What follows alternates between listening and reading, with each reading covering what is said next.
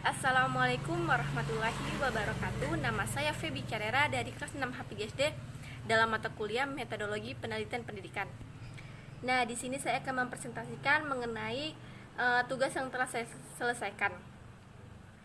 Mata kuliah Metodologi Penelitian Pendidikan, Kamis 10 Maret 2022, yaitu yang pertama ada judul penelitian atau artikel, yaitu yang saya pilih dari 10 jurnal, yaitu yang pertama, yaitu relasi kemampuan berpikir kritis dalam kemampuan literasi sains pada siswa kelas 4 sekolah dasar.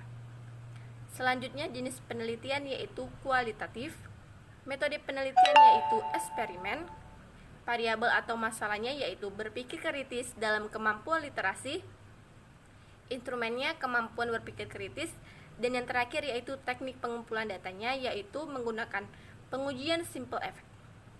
Nah, selanjutnya ada bab 2 yaitu kajian pustaka. Yang A, pengertian kemampuan berpikir kritis. Di sini saya mengambil 3 pendapat para ahli dan menambahkan dari pendapat saya. Yang pertama, menurut Ngalim Purwanto 2007, berpendapat bahwa berpikir adalah suatu keaktifan pribadi manusia yang mengakibatkan penemuan terarah kepada suatu tujuan. Sedangkan menurut Wijaya 2010, menyatakan bahwa kritis yaitu kegiatan menganalisis ide atau gagasan ke arah yang lebih spesifik, membedakannya secara tajam, memilih mengidentifikasi, mengkaji dan mengembangkannya ke arah yang lebih sempurna. Selanjutnya, menurut Meyer 1987, mendefinisikan kemampuan berpikir sebagai upaya yang dilakukan oleh seseorang untuk membuat generalisasi, menggadaikan dan mengendalikan kemungkinan-kemungkinan yang berbagai dan juga menangguhkan keputusan. Jadi, kesimpulan dari ketiga pendapat para ahli menurut saya yaitu kemampuan berpikir kritis adalah kegiatan menganalisis ide untuk suatu tujuan tertentu ke arah yang lebih sempurna. Nah, selanjutnya ada B, karakteristik kemampuan berpikir kritis. Di sini saya mengambil pendapat para ahli yaitu 1, menurut Bayer. Dalam Surya 2018, terdapat 8 karakteristik dalam kemampuan berpikir kritis yaitu di sini ada 6. Yang pertama ada watak atau disposition, yaitu seseorang yang mempunyai keterampilan berpikir kritis, mempunyai sikap spektif, yaitu tidak mudah percaya, sangat terbuka, menghargai kejujuran, respek terhadap berbagai data dan pendapat, respek juga terhadap kejelasan dan ketelitian, mencari pandangan yang lain yang berbeda, dan juga akan berubah sikap ketika terdapat suatu pendapat yang dianggapnya baik. Yang kedua, kriteria, yaitu dalam berpikir kritis harus mempunyai sebuah kriteria patokan untuk sampai ke arah yang sama, maka harus menemukan sesuatu yang diputuskan atau dipercayai, meskipun sebuah argumen dapat disusun dari apabila kita akan menerapkan standarisasi, maka haruslah berdasarkan kepada relevansi, keakuratan, fakta-fakta yang berlandasan pada sumber yang kredibel, teliti, tidak bias, bebas dari logika yang keliru, logika yang konsisten, dan pertimbangan yang matang. Selanjutnya, argumen. Argumen adalah pernyataan atau proposisi yang dilandasi oleh data-data. Namun secara umum, argumen dapat diartikan sebagai alasan yang dapat dipakai untuk memperkuat atau menolak suatu pendapat, pendirian. Selanjutnya ada pertimbangan atau pemikiran, yaitu kemampuan untuk merangkum kesimpulan dari satu-satu atau berbagai premis. Prosesnya akan meliputi kegiatan penguji, hubungan antara beberapa pertanyaan atau data. Selanjutnya ada sudut pandang, yaitu cara memandang atau landasan yang digunakan untuk menafsirkan sesuatu, yang akan memandang atau menafsirkan sebuah fenomena dari berbagai sudut pandang yang berbeda. Dan yang terakhir ada prosedur penerapan kriteria, yaitu berpikir kritis sangat kompleks dan prosedur. Prosedur tersebut akan meliputi merumuskan masalah, menentukan keputusan yang akan diambil, dan mengidentifikasi asumsi atau perkiraan-perkiraan. Selanjutnya yang C, yaitu faktor yang mempengaruhi kemampuan berpikir kritis. Nah, dari variabel yang saya buat, saya memasuki faktor yang mempengaruhi dari kemampuan berpikir kritis. Ini saya mengambil dari artikel, yaitu yang pertama kondisi fisik, yang kedua kecemasan, yang ketiga perkembangan intelektual, yang keempat motivasi, dan yang kelima yaitu kebiasaan. Karena kebiasaan yang paling dominan dalam faktor tersebut. Selanjutnya D, pengertian literasi. Di sini saya mengambil 3 pendapat para ahli dan menambahkan dari pendapat saya sendiri. Yang pertama, menurut Harvey J. Graff 2006, literasi ialah suatu kemampuan dalam diri seseorang untuk menulis dan membaca. Sedangkan menurut Elizabeth Selby 1986, literasi ialah kemampuan berbahasa yang dimiliki oleh seseorang dalam berkomunikasi, membaca, berbicara, menyimak, dan menulis dengan cara yang berbeda sesuai dengan tujuannya. Jika didefinisikan secara singkat, definisi literasi yaitu kemampuan menulis dan membaca. Selanjutnya, menurut definisi literasi yaitu kemampuan menulis dan membaca. Menurut UNESCO, the United Nations Education, Scientific and Cultural Organization, literasi ialah seperangkat keterampilan nyata, terutama keterampilan dalam membaca dan menulis yang terlepas dari konteks yang mana keterampilan itu diperoleh serta siapa yang memperolehnya. Nah, di sini saya menambahkan pendapat saya, yaitu jadi kesimpulannya, literasi adalah kemampuan seseorang dalam membaca, menulis, menyimak, dan menulis yang sesuai dengan tujuan. Yang E yaitu faktor pendukung sebagai literasi. Di sini saya mengambil dari artikel, yaitu sarana dan prasarana, 2 bahan bacaan, 3 dukungan orang tua, 4 adanya alokasi waktu dan dana untuk menunjang kecakapan. Yang kelima yaitu guru-guru yang mempunyai semangat belajar yang baik. Selanjutnya yang terakhir yaitu cara meningkatkan literasi.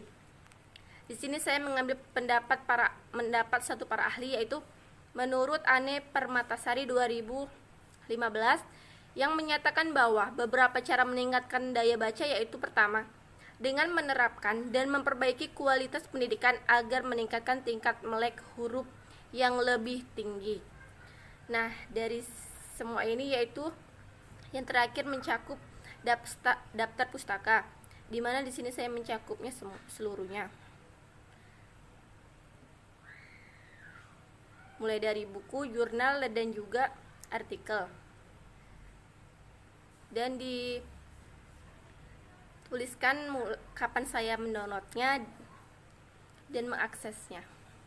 Baik, itulah tadi presentasi dari saya. Lebih dan kurang saya mohon maaf. Wassalamualaikum warahmatullahi wabarakatuh. Assalamualaikum warahmatullahi wabarakatuh. Saya Siti Jenina, NPM 1914340424 dari kelas 6H PGSD mata kuliah Metodologi Penelitian Pendidikan. Di sini saya akan memaparkan hasil kerja saya mengenai kajian pustaka.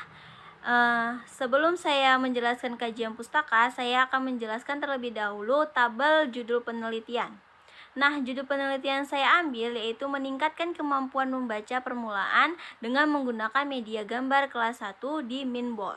Jenis penelitiannya ada deskripsi, komunikatif, dan kualitatif.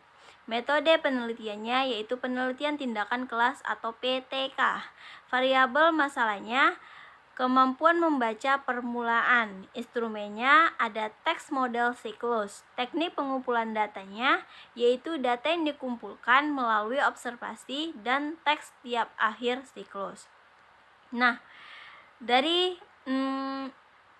judulnya saya akan membahas 2, yaitu kemampuan membaca permulaan dan penggunaan media gambar.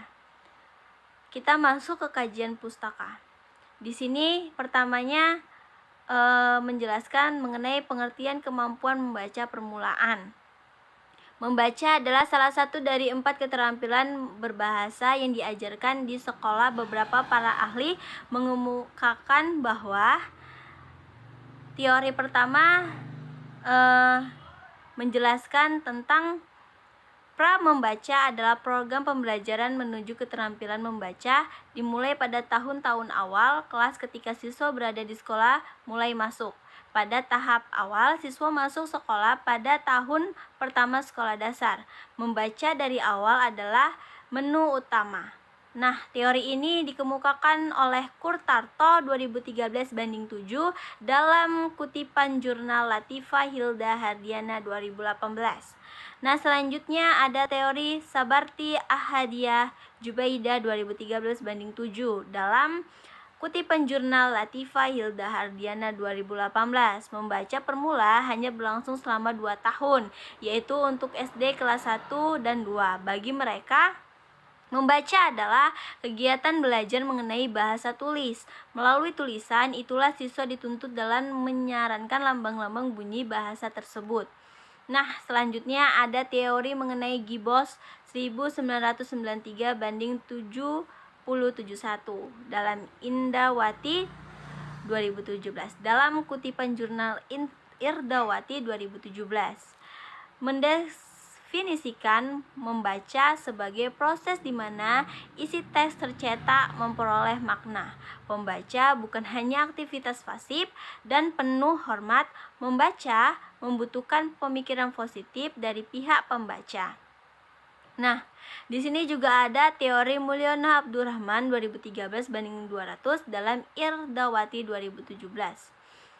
Selanjutnya ada teori Tarigan 1985 dalam Irdawati 2017.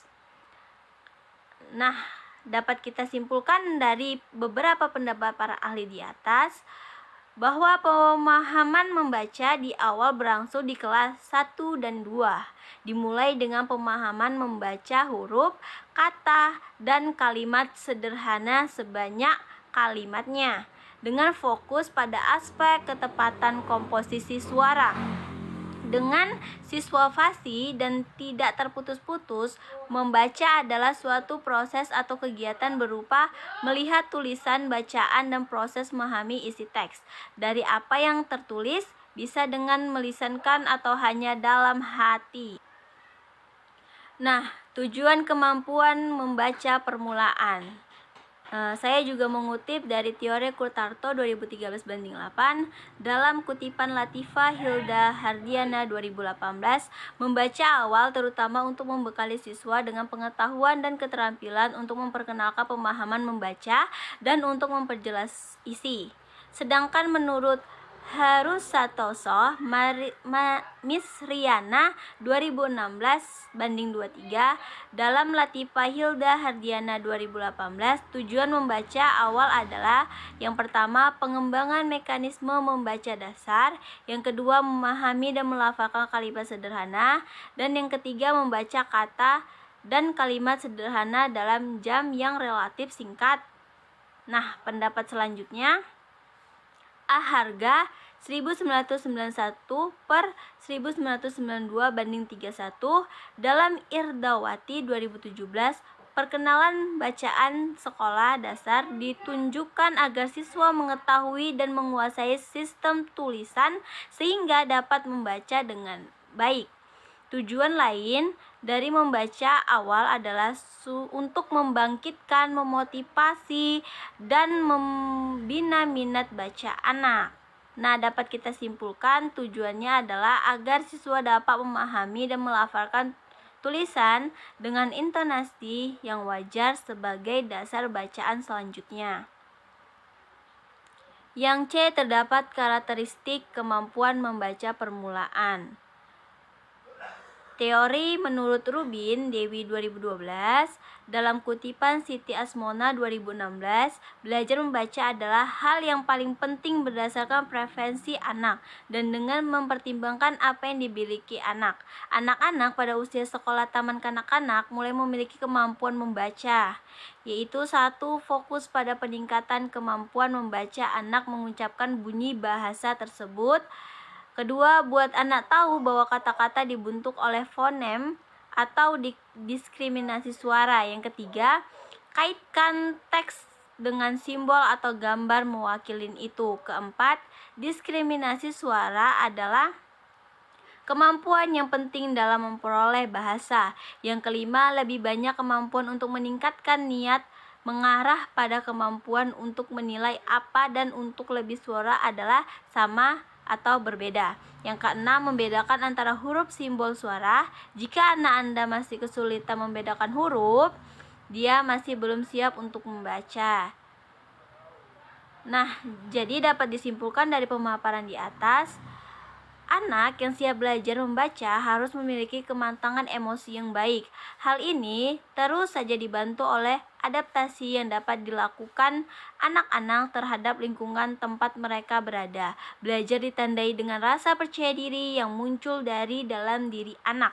Berdasarkan beberapa pendapat tersebut, maka faktor utama yang mempengaruhi penelitian ini adalah faktor lingkungan dan psikologis. Lingkungan yang disiapkan dapat merangsang anak-anak untuk berpartisipasi dalam kegiatan belajar secara maksimal. Nah, selanjutnya saya mengambil tahap-tahap perkembangan kemampuan membaca permulaan. Ada teori Aulia 2011 dalam Siti Asmona 2019. Kita simpulkan bahwa dalam memberikan pembelajaran di keterampilan membaca dasar perlu dikembangkan secara konsisten. Tahapan yang berbeda dari anak-anak bervariasi, bahwa jika mereka pada usia yang sama bergantung pada kesiapan orang tua. Jadi, jika anak Anda belum siap untuk belajar, jangan memaksa diri untuk membaca. Guru, orang tua pada perlu mengetahui tahapan membaca siswa atau anaknya. Yang faktor-faktor kemampuan yang mempengaruhi membaca. Yang F, jenis-jenis membaca permulaan. Yang G, pengertian media pembelajaran. Nah, sekarang kita masuk ke pembahasan pengertian media pembelajaran. Dalam Teni Nurita 2018, media pada hakikatnya merupakan salah satu komponen dari suatu sistem pembelajaran. Nah, menurut Sanjaya Wina dalam kutipan jurnal Teni Nurita 2018, media berlaku untuk kegiatan atau pekerjaan yang berbeda. Jadi, dapat disimpulkan dari beberapa pendapat para ahli di atas bahwasanya media pembelajaran yaitu sesuatu untuk membantu penyampaian pesan dalam proses belajar mengajar dalam dunia pendidikan. Yang H itu ada manfaat media. Nah, manfaat media itu banyak sekali, tapi menurut pendapat Nana Sunjana dan Ahmad Rifai 2002 dalam kutipan Partijam 2017, media memiliki banyak keunggulan, bahwa banyak manfaat dapat diperoleh dengan menggunakan media pembelajaran, antara lain mengajar menarik perhatian anak-anak sehingga mendorong motivasi belajar. Setelah itu, pengertian media gambar. Media gambar adalah rangkaian gambar yang menggambarkan suasana yang diceritakan dan menunjukkan urutan dan kontinuitas antara satu gambar dengan gambar lainnya. Itu dalam teori Agung E. al. 2017 dalam Revlina Sinaga 2020. Yang selanjutnya, media kartu kata gambar. Nah, media adalah penyerapan dalam bahasa Latin dan bentuk jamak dari lingkungan, berarti perantara, sumber peran diperantarakan penerima. Teori atau pendapat para ahli Liawati 2005 dalam kutipan Siti Asmona 2019. Jadi, kartu kata bergambar adalah kartu yang berisi kata-kata yang terdapat gambar.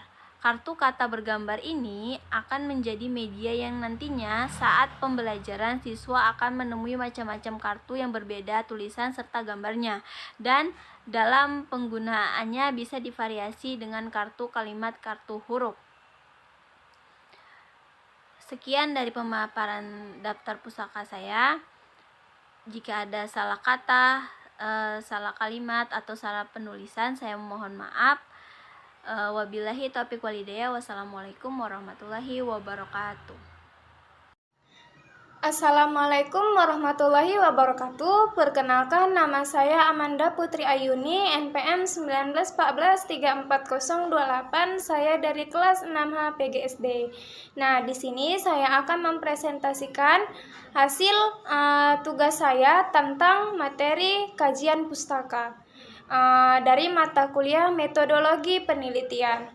Nah, di soal pertama terdapat tabel yang berisikan tentang judul penelitian atau artikel. Yang kedua itu terdapat jenis penelitian. Yang ketiga itu terdapat metode penelitian. Yang keempat itu ada variabel. Yang kelima itu ada instrumen. Dan yang keenam itu ada teknik pengumpulan data. Nah, di sini saya akan memilih salah satu jurnal yang sudah saya evaluasi atau saya temukan, yang judulnya meningkatkan kemampuan mengenal huruf pada anak usia dini melalui metode bercerita menggunakan boneka jari. Nah, di sini terdapat jenis penelitian, di mana jenis penelitian yang saya temukan itu yaitu kualitatif. Dan metode penelitiannya itu berupa observasi dan wawancara. Terdapat variabel dari judul yang kita temukan yaitu kemampuan mengenal huruf, dan instrumen yang saya temukan tes kemampuan mengenal huruf melalui metode bercerita, dan teknik pengumpulan datanya dites atau dilatih untuk bercerita mengenai huruf-huruf dasar.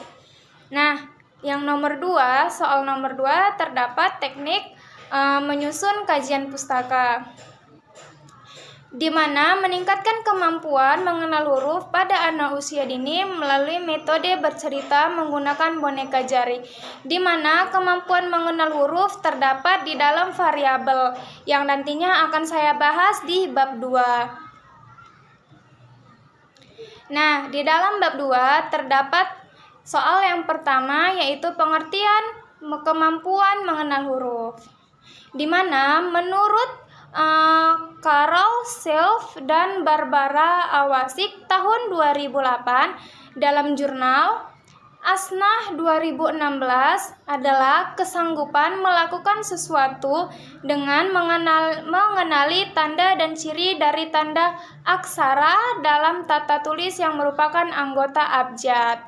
Nah, di mana terdapat menurut para ahli yang kedua, Rislina dan Kan tahun 2015 dalam jurnal Triana DKK menyampaikan bahwa kemampuan mengenal huruf merupakan kegiatan kognitif yang distimulus melalui pendengaran dan penglihatan.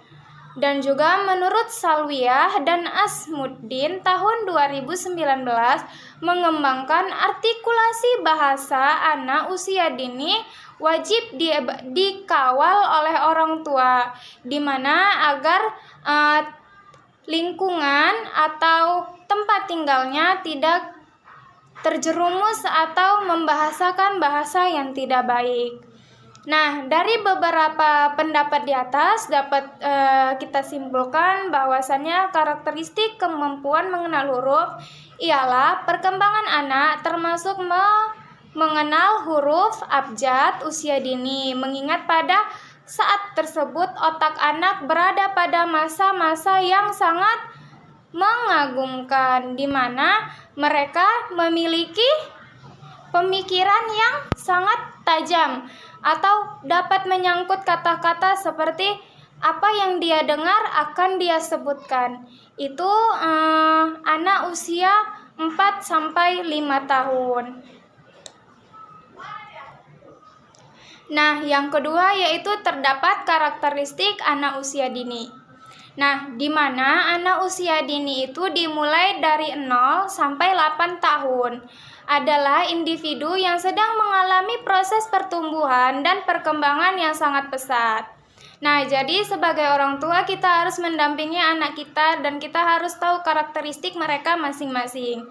Nah, di dalam karakteristik ini terdapat beberapa usia yang mayoritas harus dibimbing oleh orang tua. Yang pertama, usia 0 sampai 1 tahun. Pada masa bayi, perkembangan fisik mengalami kecepatan luar biasa, paling cepat dibandingkan usia selanjutnya. Nah, yang pertama yaitu mempelajari keterampilan motorik, mulai dari berguling. Yang kedua, mempelajari keterampilan menggunakan panca indera atau dengan mata. Yang ketiga, mempelajari komunikasi atau sosial.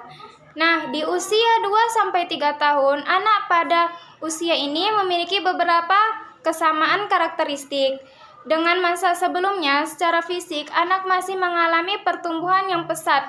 Beberapa karakteristik khusus yang dimulai dari 2-3 tahun antara lain. Nah, yang pertama itu keaktifan anak.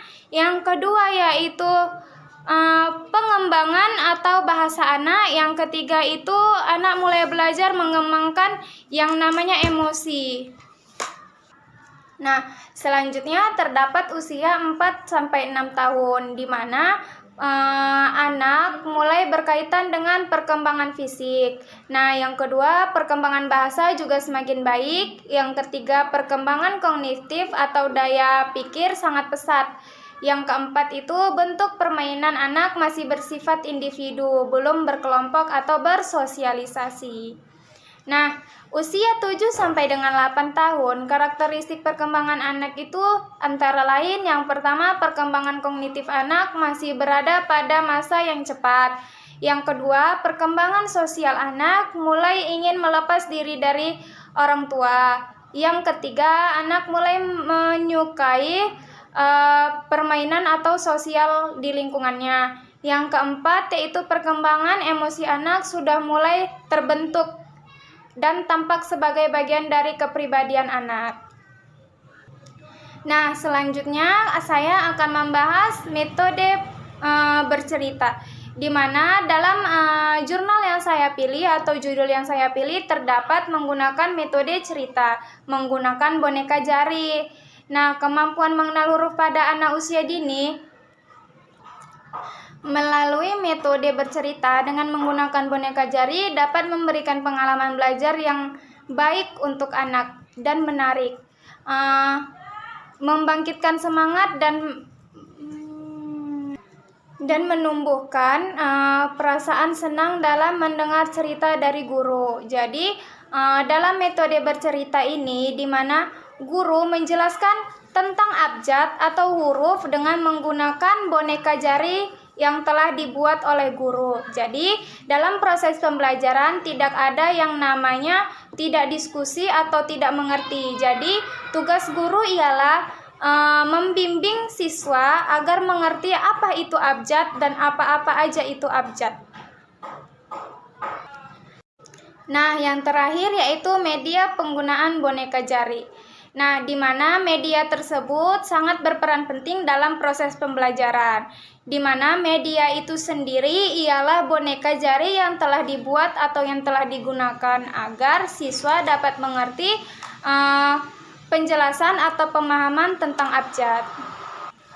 Media dalam pembelajaran memiliki peranan yang sangat penting, terutama bagi peserta didik, mana minat dan motivasi belajar peserta didik dapat ditumbuhkan dengan menggunakan media pembelajaran yang telah dibuat. Jadi, media dan metode pembelajaran sangat penting dalam proses pembelajaran yang telah berlangsung. Nah, selanjutnya itu ada daftar pustaka, di mana daftar pustaka itu terdiri dari hasil review jurnal yang saya temukan. Di mana jurnal yang saya temukan dari pembahasan di atas terdapat 4 jurnal. Jadi di daftar pustaka yang telah saya buat itu memiliki 4 daftar pustaka dan 4 jurnal. Terima kasih. Wassalamualaikum warahmatullahi wabarakatuh. Assalamualaikum warahmatullahi wabarakatuh. Nama saya Ayu Elvira, NPM 1914343039, kelas 6H PGSD, Universitas Muslim Nusantara Al-Wasliyah Medan. Saya akan membuat video presentasi tentang kajian pustaka untuk memenuhi tugas metodologi penelitian yang diampu oleh Bapak Sujarwo. Baiklah, judul penelitian yang saya buat kajian pustakanya adalah upaya meningkatkan keterampilan membaca permulaan di kelas 1 Madrasah Ibtidaiyah Al-Khairat Wemalingku, Kecamatan Ampana Kota. Nah, jenis penelitian pada judul artikel ini yaitu penelitian kualitatif. Metode penelitiannya yaitu penelitian tindakan kelas atau PTK. Variabel atau masalahnya adalah meningkatkan keterampilan membaca pada siswa kelas 1 SD. Instrumennya yaitu mengisi lembar observasi. Teknik pengumpulan datanya yaitu observasi terhadap aktivitas siswa dan guru pada saat pembelajaran. Bab 2. Kajian pustaka. Pengertian keterampilan. Keterampilan adalah kemampuan seseorang dalam mengubah sesuatu hal menjadi lebih bernilai dan memiliki makna. Menggunakan keterampilan bisa saja dengan pikiran, akal, dan kreativitas. Jika keterampilan itu diasah, tidak menutup kemungkinan akan menghasilkan sesuatu yang menguntungkan. Dan kemampuan dasar pada diri manusia yang harus dilatih, diasah, serta dikembangkan secara terus-menerus sehingga menjadi potensial dalam melakukan sesuatu. Pengertian keterampilan menurut para ahli. A. Menurut Gordon, keterampilan merupakan sebuah kemampuan dalam mengoperasikan pekerjaan secara lebih mudah dan tepat. Definisi keterampilan menurut Gordon ini cenderung mengarah kepada aktivitas psikomotor. B. Menurut Dunete, keterampilan berarti mengembangkan pengetahuan yang didapatkan melalui training dan pengalaman. C. Menurut Iverson, keterampilan tidak hanya membutuhkan training saja, tetapi kemampuan dasar yang dimiliki setiap orang agar dapat membantu mengembangkan sesuatu yang bernilai lebih cepat.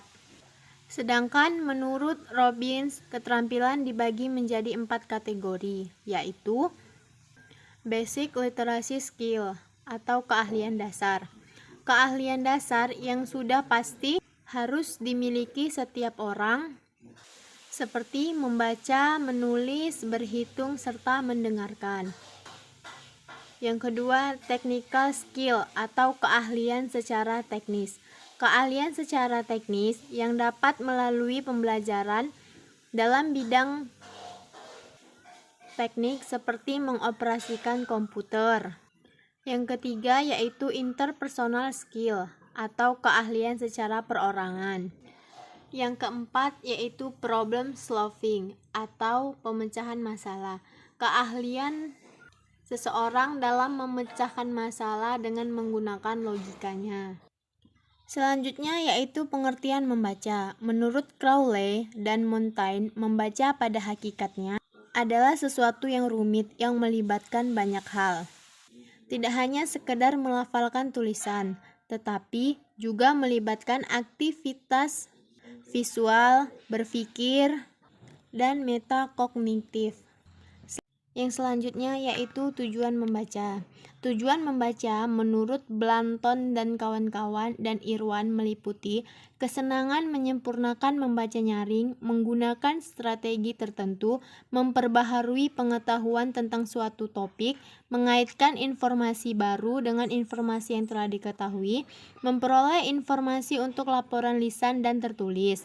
Sedangkan menurut Ahuja merumuskan 9 alasan seseorang membaca. Alasan tersebut yaitu yang pertama, untuk tertawa, untuk menghidupkan kembali pengalaman-pengalaman sehari-hari, untuk menikmati kehidupan emosional dengan orang lain, untuk meluaskan kepenasaran khususnya kenapa orang berbuat sesuatu dengan cara mereka, untuk menikmati situasi dramatik seolah-olah mengalami sendiri, untuk memperoleh informasi tentang dunia yang kita tempati, untuk merasakan kehadiran orang dan menikmati tempat-tempat yang belum pernah kita lihat, untuk memperoleh perincian-perincian atau fakta-fakta, dan untuk memperoleh ide-ide utama. Yang selanjutnya yaitu teori membaca. Berdasarkan pendekatan konseptual, muncul teori membaca Goodman yang memandang bahwa membaca adalah sebagai proses komunikasi dengan dasar titik tolaknya pada linguistik terapan, yaitu sebagai sesuatu yang mengandung pesan. Prinsip pengajarannya adalah membaca selalu melibatkan level, karena membaca selalu mengungkapkan sesuatu. Paparan bahasa dalam tulisan harus diperlihatkan.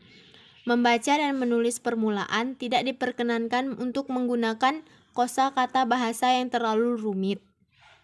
Bahasa yang digunakan sudah dikenal. Hindari penggunaan gambar untuk menerangkan makna. Kemudian Goodman merevisi karyanya yang bertolak pada transformasi generatif. Dalam teorinya, ia memandang membaca sebagai proses recording, decoding, encoding, dan berakhir pada pemahaman. Pandangannya terhadap proses membaca, yaitu membaca dimulai dengan bentuk bahasa tulis. Tujuan membaca adalah merekonstruksi makna yang ada dalam diri pengarang. Ada hubungan antara bahasa lisan dengan bahasa tulis. Persepsi visual termasuk proses membaca, dan pada umumnya pembaca mampu merekonstruksi apa yang ditekankan oleh pengarang. Dan yang terakhir yaitu metode penelitian. Penelitian ini dilakukan di SD Madrasah Ibtidaiyah Al-Khairaat Wemalingku, Kecamatan Ampana Kota.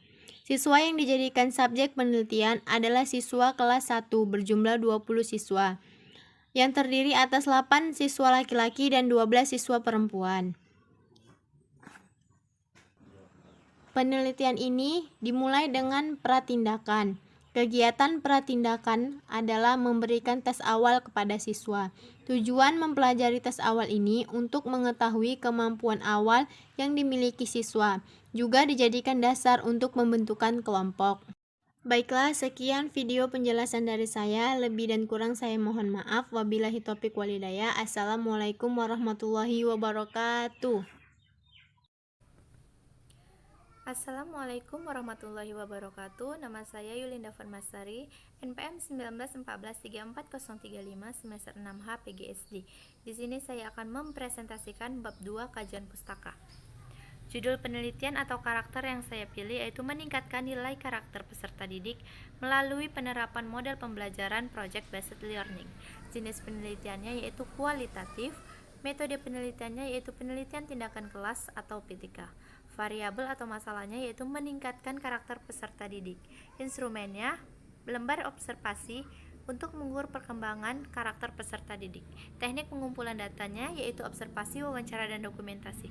Melaksanakan pembelajaran tematik integritas tema lingkungan dengan menerapkan model pembelajaran project based. Di sini ada bab 2 yaitu kajian dari pustaka. Yang pertama ada A. Pengertian karakter. Berkowitz and Beer 2005 dalam Panut Setio 2020, pendidikan karakter ialah menjadikan lingkungan sekolah untuk membantu siswa menanamkan nilai tanggung jawab dan meningkatkan etika dalam diri siswa. Menurut KBBI 2010 menyatakan bahwa karakter ialah ciri khas yang ada dalam suatu individu dan sudah melekat pada diri seseorang yang menjadi pembeda antar manusia. Selanjutnya, menurut Suyatno 2009 menyatakan bahwa karakter merupakan cara untuk berpikir dan bertindak secara individu baik dalam keluarga, masyarakat, maupun negara. Sedangkan menurut Kemendiknas 2010 menyatakan bahwa karakter yaitu sikap pada setiap personal yang berhubungan dengan dirinya dalam hal bersikap maupun berperilaku dengan dirinya sendiri maupun orang lain. Selanjutnya menurut Simon Phillips yang dikutip oleh Fathul Mu'in 2011, karakter merupakan nilai yang didasari dari pikiran, sikap, dan tindakan yang nyata. Nah, dari beberapa pendapat di atas dapat disimpulkan bahwa karakter adalah perilaku manusia atau seseorang yang meliputi aktivitas kehidupan yang terbentuk dalam pikiran, sikap, perbuatan, perilaku, dan perkataan berdasarkan ketentuan dari tata krama, budaya, dan adat istiadat atau kebiasaan. Kemudian di bagian B ada fungsi pendidikan karakter. Pendidikan karakter berfungsi sebagai menurut Kemendiknas tahun 2010. Yang pertama, sarana peningkatan, yaitu meningkatkan kemampuan siswa untuk bersikap dan berperilaku yang baik bagi siswa yang mencerminkan karakter peserta kepribadian dalam dirinya. Yang kedua, yaitu ada sarana perbaikan, yaitu menjadikan pendidikan nasional untuk lebih bertanggung jawab dalam mengembangkan kemampuan siswa yang lebih bermartabat. Kemudian yang ketiga ada sarana penyeleksi, yaitu untuk menyeleksi budaya dari negara sendiri dan budaya dari negara lain yang tidak sesuai dengan nilai-nilai karakter. Fungsi dari pendidikan karakter menurut Puskur tahun 2010. Yang pertama ada pengembangan, yaitu untuk mendidik peserta didik menjadi pribadi lebih baik. Kemudian yang kedua penanggulangan, yaitu untuk mengembangkan kemampuan peserta didik menjadi lebih berkelas atau bermartabat. Kemudian yang ketiga ada penyaringan, yaitu untuk memilah budaya dari negara sendiri maupun negara luar yang lebih sesuai dengan nilai-nilai dari karakter. Dan bagian C ada faktor yang mempengaruhi karakter. Faktor yang mempengaruhi pembentukan karakter seseorang adalah menurut Aucep tahun 2004. Yang pertama, ragam nilai yang ditanamkan. Yang kedua, cerminan sang idola. Yang ketiga, keterbiasaan. Yang keempat, ganjaran dan hukuman. Dan yang kelima adalah keperluan. Selain daripada itu, menjadikan cerminan dan keterbiasaan sebagai metode penelitian utama, menciptakan iklim dan budaya serta lingkungan yang mendukung juga penting dan turut dalam pembentukan karakter siswa. Menurut Mulyasa dalam Ramadhani 2014. Kesuksesan atau kegagalan dalam proses pelaksanaan pendidikan karakter itu disebabkan oleh beberapa faktor. Menurut Jubaidi 2012, faktor yang menyebabkan kesuksesan atau kegagalan pendidikan karakter adalah yang pertama, faktor naluri adalah sikap atau kebiasaan yang sudah ada sejak manusia dilahirkan. Yang kedua, adat atau kebiasaan adalah suatu perilaku yang dilakukan secara terus-menerus dan berulang-ulang. Kemudian yang ketiga ada keturunan, adalah sifat seseorang anak yang sebagian besar merupakan cerminan dari sifat orang tuanya. Kemudian yang keempat, tempat tinggal atau lingkungan merupakan segala sesuatu yang merangkum kehidupan manusia di sekitarnya, berupa kehidupan alam maupun lingkungan pergaulan. Kemudian yang bagian D ada pengertian peserta didik. Peserta didik adalah bagian dari masyarakat yang berusaha mengembangkan potensi diri melalui proses pembelajaran yang tersedia pada jalur pendidikan, baik pendidikan informal, pendidikan formal maupun non-formal pada jenjang pendidikan tertentu, menurut Undang-Undang Sisdiknas Pasal 1 Ayat 4. Selanjutnya, menurut Al-Fatah Yasin mengungkapkan bahwa peserta didik adalah manusia yang mempunyai kebutuhan, baik secara jasmani maupun rohani. Sedangkan menurut Eka Prihatin mengemukakan peserta didik merupakan anak yang sedang tumbuh dan berubah, memiliki kepribadian, cita-cita, serta kebutuhan hidup dan tidak boleh diperlakukan secara semena-mena. Nah, dari beberapa pendapat di atas dapat disimpulkan bahwa peserta didik merupakan seseorang yang sedang berkembang dan membutuhkan bimbingan, bukan hanya anak-anak tetapi juga orang dewasa, agar mampu mengembangkan dirinya. Kemudian di bagian E ada karakteristik peserta didik. Karakteristik peserta didik didefinisikan sebagai ciri dari kualitas perorangan peserta didik yang ada pada umumnya meliputi antara lain kemampuan akademik, usia dan tingkatan kedewasaan, motivasi terhadap mata pelajaran, pengalaman, keterampilan, psikomotorik, kemampuan kerjasama, serta kemampuan sosial, menurut Atwi Suparman 2001. Saldino dan kawan-kawan mengungkapkan 4 faktor penting yang harus diperhatikan dalam menganalisis karakter siswa. Yang pertama, karakteristik umum. Yang kedua, kompetensi atau kemampuan awal. Yang ketiga, gaya belajar. Dan yang keempat, ada motivasi. Krikzek mengemukakan beberapa karakteristik umum siswa yang perlu diperhatikan dalam merancang proses atau kegiatan pembelajaran, yaitu yang pertama kondisi sosial ekonomi, yang kedua faktor kebiasaan, yang ketiga jenis kelamin, yang keempat pertumbuhan, yang kelima cara belajar, dan yang keenam kesanggupan belajar. Kemudian di bagian F ada pengertian model pembelajaran Project Based Learning atau PBL. Menurut B. Ngalimun 2013 menegaskan Project Based Learning adalah model pembelajaran yang berfokus pada konsep-konsep dan prinsip utama dari suatu disiplin, melibatkan siswa dalam pembelajaran, memberikan peluang kepada siswa untuk bereksplorasi belajar mereka sendiri dan menghasilkan karya yang memiliki nilai. Sedangkan menurut Joyce dan Will dalam Trianto 2010 halaman 51 mengemukakan bahwa model pengajaran dan pembelajaran yang membantu siswa untuk mendapatkan informasi, ide, keterampilan, nilai, cara berpikir, dan cara mengekspresikan diri. Selanjutnya menurut Joel Alclean et al. Dalam Widiantini 2014 halaman 4 menjelaskan bahwa pembelajaran berbasis proyek adalah strategi pembelajaran yang memperdayakan peserta didik untuk memperoleh pengetahuan dan pemahaman baru berdasarkan pengalamannya melalui berbagai presentasi. Nah, dari beberapa pendapat di atas dapat disimpulkan bahwa Project Based Learning adalah model pembelajaran yang berfokus pada aktivitas peserta didik agar dapat menentukan konsep dalam melakukan penelitian dan menemukan cara untuk memecahkan suatu masalah. Dengan kata lain, siswa belajar secara mandiri. Dan di bagian G yaitu ada karakteristik model pembelajaran Project Based Learning atau PBL. Wena 2009 halaman 14 mengemukakan pembelajaran berbasis proyek memiliki karakteristik diantaranya adalah peserta didik membuat keputusan dan membuat kerangka kerja. Peserta didik merancang proses untuk mencapai hasil dan hasil akhir berupa produk dan evaluasi kualitasnya. Nah, itulah kutipan atau kajian pustaka yang saya dapat dari beberapa jurnal dan beberapa dari skripsi. Terima kasih. Assalamualaikum warahmatullahi wabarakatuh.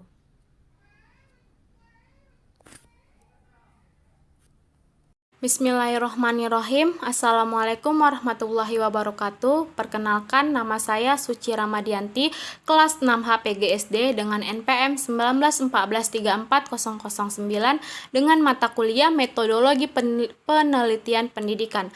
Nah, pada kesempatan kali ini saya akan mempresentasikan hasil kerja saya dengan judul penelitian meningkatkan minat belajar baca siswa di sekolah dasar dengan jenis penelitian kualitatif, metode penelitian diskusi, variabel atau masalah, mengetahui minat baca siswa dengan instrumen kemampuan mengenal minat baca siswa, dan teknik pengumpulan data, pentingnya mengetahui minat baca siswa pada saat di sekolah.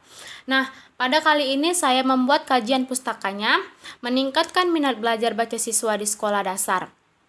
Pendidikan yang dilakukan di sekolah haruslah mampu mengembangkan setiap potensi yang ada pada siswa maupun potensi yang dimiliki guru untuk menciptakan suasana belajar yang nyaman dan menyenangkan serta pencapaian target yang telah dirumuskan.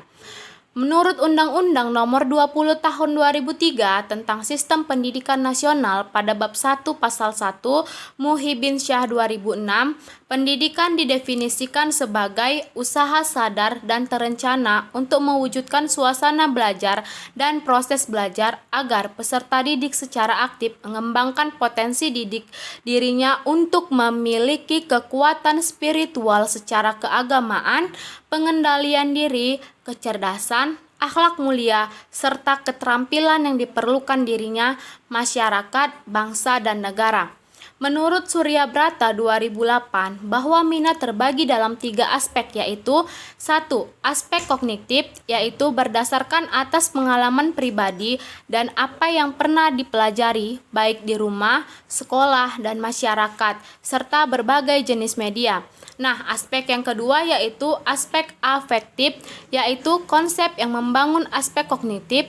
Minat dinyatakan dalam sikap terhadap kegiatan yang ditimbulkan minat, berkembang dari pengalaman pribadi dan sikap orang yang penting, yaitu orang tua, guru, dan teman sebaya terhadap kegiatan yang berkaitan dengan minat tersebut dan dari sikap yang dinyatakan atau tersirat dalam berbagai bentuk media massa terhadap kegiatan inti. Nah, aspek yang ketiga itu ada aspek psikomotorik, yaitu berjalan dengan lancar tanpa perlu pemikiran lagi. Urutannya tetap, namun kemajuan tetap sehingga keluasan dan keunggulan meningkat meskipun itu semua berjalan lambat. Nah, menurut Hilgard Slameto 2003 memberikan rumusan tentang minat adalah kecenderungan yang tetap untuk memperhatikan dan mengenang beberapa kegiatan. Berdasarkan uraian di atas, penulis melakukan penelitian dengan judul Meningkatkan Minat Belajar Siswa pada Pembelajaran Pendidikan Kewarganegaraan melalui metode diskusi. Penelitian ini termasuk penelitian tindakan kelas atau PTK, karena penelitian ini dilakukan untuk memecahkan masalah pembelajaran secara berkesinambungan yang terjadi di kelas. Desain penelitian ini mengacu pada model yang dikemukakan oleh Kemnes dan Tanggar, Wardani 2007-421. Dalam penelitian ini, penulis menggunakan beberapa teknik pengumpulan data yaitu observasi dan wawancara. Analisis data dilakukan dengan mengacu pada model Miles dan Huberman. Sugiono 2007-91, yaitu mereduksi data, menyajikan data, dan menyimpulkan data. Pada kegiatan guru, berdasarkan data dari teman sejawat bahwa dalam pengelolaan kelas masih diperlukan peningkatan. Hal ini didasarkan bahwa dalam proses pembelajaran guru belum mampu mengelola kelas dengan baik, sehingga siswa yang kurang mampu atau kurang aktif dalam kerja kelompok tidak mendapat perhatian dari guru bidang studi. Oleh karena itu, masih perlu perbaikan untuk meningkatkan minat belajar yang diharapkan. Nah, tujuan saya memilih judul penelitian ini meningkatkan minat belajar siswa di sekolah dasar, yaitu karena di sekolah dasar sekarang minat siswa untuk belajar membaca itu kurang. Jadi tujuan saya untuk memilih judul penelitian ini agar saya lebih memahami tentang minat belajar siswa di sekolah. Baiklah, itu saja presentasi dari saya. Lebih dan kurangnya saya mohon maaf. Wabillahi taufiq wal hidayah. Wassalamualaikum warahmatullahi wabarakatuh.